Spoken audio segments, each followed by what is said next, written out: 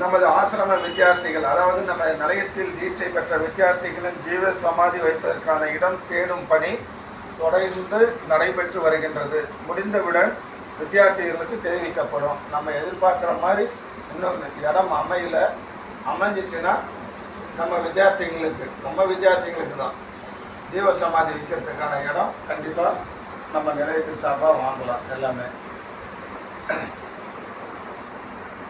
அனைத்து வித்தியார்த்திகளும் தவறாமல் கூட்டு பிரார்த்தனையிலும் ஆசிரம சேவையிலும் பங்கு பெற வேண்டும். யாருமே மேக்சிமம் வரமாட்டேன்றீங்க, மாதம் வரமாட்டேன்றீங்க. தவிர்க்க முடியாத சூழ்நிலைன்றது அது வேறு. ரெண்டாவது, இதில் நீங்கள் ஆத்மார்த்தமாக சேவையில் ஈடுபடும் போது அந்த புண்ணியம் உங்களுக்கும் வருது. அந்த நம்ம ஒரு பக்கம் தவம் செய்கிறோம், ஒரு பக்கம் புண்ணியத்தையும் தேடிக்கிறோம். ஆத்மா சேவைன்றது ரொம்ப பெரிய விஷயம். எல்லாரும் வாங்கய்யா. கூட்டு பிரார்த்தனையில் நமக்கு ஆத்ம பலம் அதிகரிக்கிறதோடு இல்லாமல் இந்த புண்ணிய பலமும் நமக்கு ஆசிரமம் வரும்போது கண்டிப்பாக கிடைக்கும். எல்லாரும் அவசியம் வரணும். நமது ஆசிரமத்திற்கு வருகை தரும் விருந்தினர்களுக்கும் பிற நிலைய வித்தியார்த்திகளுக்கும் நம்ம உரிய முறையில் அவங்களுக்கான மரியாதையை கொடுத்து கண்ணியமாகவே பேசலாம். யாரையும் நம்ம தரக்குறைவாக பேச வேணாம், யாரையும் நம்ம உதாசீனப்படுத்தவும் வேணாம். விருந்தாக இருந்தாலும் சரி, மற்ற இடத்துலேருந்து டீச்சர் வாங்கிட்டு வந்தவங்களா இருந்தாலும் சரி, நம்ம கரெக்டாக இருப்போம் நம்ம ஆசிரமத்தில். அதே சமயத்தில் பிற நிலையத்துலேருந்து வேறு இடத்துல டீச்சை வாங்கிட்டு இந்த மாதம் இங்கே வராங்க அப்படின்னா, யாராச்சும் வராங்க நம்ம வித்தியார்த்திகளை தவிர, இங்கே நம்ம வித்தியார்த்திகளை நீ என்ன இப்படி நடத்துக்கிற, நீ ஏன் இப்படி சுற்றுற அப்படின்றது கேள்வியெல்லாம் கேட்கக்கூடாது. அவங்களும் அதே போல் கண்ணியமாக இருக்கணும். நம்ம வித்தியார்த்தி அங்கேருந்து இங்கே யாரும் மட்டம் தட்டிட்டு போகக்கூடாது. ஸோ அதில் அவங்களும் கொஞ்சம் உஷாராக இருக்கணும். தவறாக பேசுகிறதோ கண்ணிய குறைவாக நடந்துக்கிறதோ நம்ம ஆசிரமத்தில் அதை அளவு பண்ண முடியாது. அடுத்த வித்தியார்த்திங்க இங்கே நம்ம ஆளுங்களை தர சொல்கிறத அளவு பண்ண முடியாது. பண்ண தேவையில்ல, அப்படியே சகிச்சுட்டே போயிடலாம். அவ்வளோதான். நம்ம இது இப்போ பொதுவாக தான் நம்ம எல்லாம் சொல்கிறோம். எங்கள் வித்தியார்த்தி உங்களுக்கு ஏதாச்சும் எங்கள் வித்தியார்த்தி தப்பாக நடந்துக்கிட்டாங்களா ஐயாட்ட சொல்லுது. அவர் பார்த்துக்குவார். அவரை கூட்ட கண்டிக்கிறதோ இல்லை என்ன பண்ணுறதோ அவர் பார்த்துக்கிறார். நீ நம்ம வித்தியார்த்தியை ஏன் குறை சொல்கிற அப்படின்றது தான். அதே போல் நம்ம வித்தியார்த்தியாக இருந்தாலும் சரி, பிற வித்தியார்த்தியாக இருந்தாலும் சரி, ஆசிரமத்துக்கு அவப்பெயர் உண்டாக்குற மாதிரி எந்த ஒரு காரியத்தையும் செயலிலோ பேச்சிலோ யாரும் ஈடுபடக்கூடாது. அதுவும் ஆசிரமத்தில் அனுமதிக்க முடியாது. உங்களால் நம்ம ஒரு வித்தியார்த்தியால் ஆசிரமம் பேர் மேலே தான் ஏற்கனவே வழிய கீழே இறக்கக்கூடாது. சரிங்களா? வாட்ஸ்அப் குரூப் நமக்கு இருக்குது. அதில் நான் மறுபடியும் உங்களுக்கு சொல்கிறேன். 2-3 விஷயத்தை நான் சொல்கிறேன். தேவையில்லாமல் பதிவுகளெல்லாம் அதில் போடாதீங்க. நம்ம ஆசிரமம் சார்ந்தது இல்லை அப்பாவோட போதனைகள் இதை சம்மந்தமாக போடுங்க. எல்லாருக்கும் ஒரு அறிவு வளரும். தெரியாதவங்க தெரிஞ்சுக்கிற தப்பே இல்லை. அதனால தான் அதில் யாருனாலும் நீங்கள் பதிவேற்றம் பண்ணலான்னு அலோவ் பண்ணியிருக்கோம். அதை விட்டுட்டு நடிகைகளை போடுறது, அங்கே போடுறது, அப்புறம் நம்ம சின்ன சில டைமில் அதையே நமக்கு ஒரு இதாகிடுது. எங்கேயோ நடக்கிறதெல்லாம் வாங்கிங்க போடுறேன்.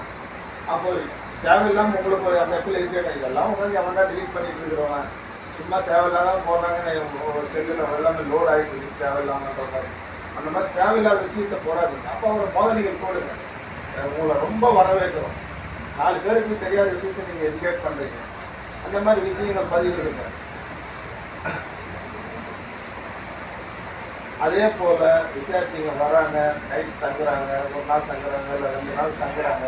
அப்போ அப்படியே ஒரு பார்த்துக்குவாங்க. அந்த படுத்து இருந்த பாய் தலைக்காண்டி பெட்ஷீட் அப்படியே விட்டுருக்காங்க. யாருக்கு அது மடிச்சு வைக்கிறது மாதிரி நான் இருக்கு. அந்த பணியாளர் யார் நியமிக்கிறது நம்ம படுத்த பாடி நம்ம படுத்த பெட்ஷீட்டு போச்சுக்கிட்டு அதை மடித்து வச்சு ப்ராப்பராக மேலே ஸ்டாண்டில் வச்சுட்டு போகலாம் அப்படின்னு இதை நான் ஒவ்வொரு மீட்டிங்லேயும் சொல்கிறேன். யாருமே அந்த வேலையை செய்யறது. இப்போ எல்லாரும் போன பின்னாடி ஐயா மடித்து வச்சுட்டு உட்காந்துருக்காரு. எடுத்து வச்சுட்டு கழுவி விட்டுட்டு போகிறோம். லாஸ்ட்டாக நாங்கள் 3 நாள் பேர் தான் லாஸ்ட்டாக போகிறோம்.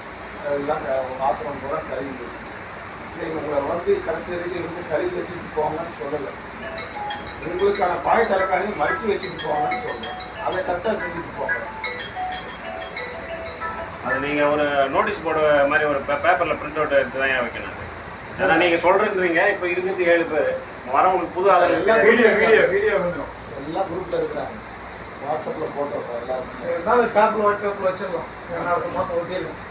எடுத்த பொருளை அதே இடத்துல வைக்கவும் போட்டால் முடிஞ்சது. அதுக்கப்புறம் மறுபடியும் இந்த பாயிண்ட்டும் ஒவ்வொரு கூட்டத்திலையும் ஒவ்வொரு மாதமும் நான் சொல்கிறேன், வித்தியார்த்திகளுக்கு வித்தை சம்பந்தமாக ஏதாச்சும் சந்தேகம் டவுட்டு இருக்குதுன்னா தயவு செஞ்சு வந்து ஐயா கிட்ட உட்காந்து ஐயா கிட்ட உங்கள் சந்தேகத்தை செய்யணும்.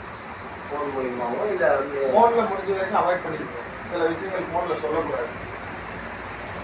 அப்போ நேரில் வரும்போது மாதம் மாதம் வரோம், ஐயா எனக்கு இந்த இடத்துல இந்த சந்தேகம் இல்லை, எனக்கு இந்த பிரச்சனை வருது, உட்காந்து ஐயாட்ட கேட்குறேன். நான் ஒரு அரைக்குறை, நீங்கள் வந்து எங்கிட்ட கேட்டீங்கன்னா நான் என்ன அரைக்குறையாக செஞ்சுருக்கீங்களோ அதை உங்களுக்கு சொல்லிடுவேன். நானும் தப்பாக செஞ்சு உங்களையும் தப்பாக திசை மாற்றி விட்டுருவேன்.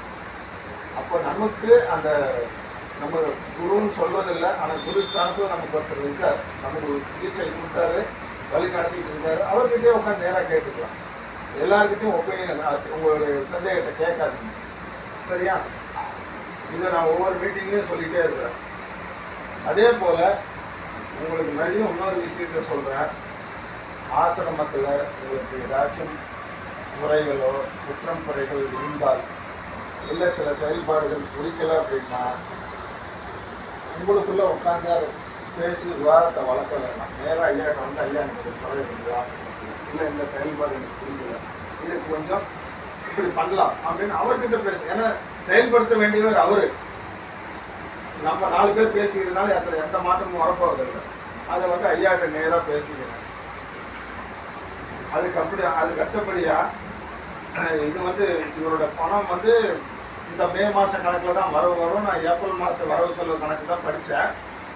தேவி பாலா அன்புமணி யூஎஸ்ஏலேருந்து 3750 ரூபா வந்து நன்கொடை கொடுத்தாங்க. எனக்கு பௌர்ணமி முடிஞ்ச பின்னாடி தான் அது வந்தது. அதனால் இந்த